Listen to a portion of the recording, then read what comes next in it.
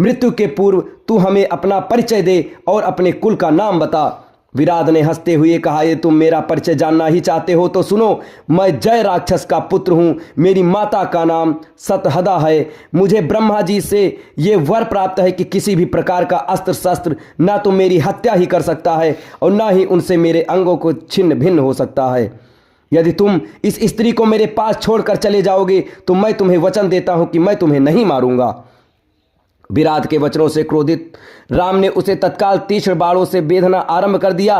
राम ने बाण विराट के शरीर को छेद कर रक्त रंजित होने पर पृथ्वी पर गिरने लगे। इस प्रकार जब घायल होकर विराट त्रिशूल ने राम और लक्ष्मण पर झपटा तो दोनों भाइयों ने उस पर अग्निबाणों की वर्षा आरंभ कर दी, किंतु विराट पर उनका कुछ भी प्रभाव नहीं पड़ा। वे केवल उसके त्रिशूल को ही काट सके। फिर जय भयंकर तलवारों से दोनों भाइयों ने उस पर आक्रमण किया तो वह सीता को छोड़ राम और लक्ष्मण को दोनों भुजाओं में पकड़कर आकाश मार्ग से उड़ चला। राम ने लक्ष्मण से कहा, भाई हमें जिस और ये राक्षस ले जा रहा है, बिना विरोध के हमें उधर ही चले जाना चाहिए, यही हमारे लिए उचित है।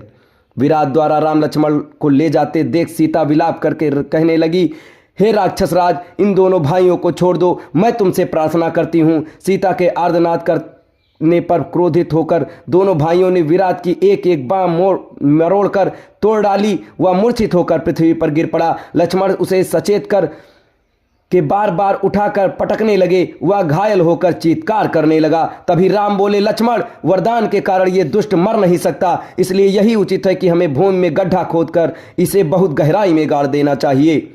लक्ष्मण गड्ढा खोदने लगे और विराट की गर्दन पर पैर रखकर खड़े हो गए।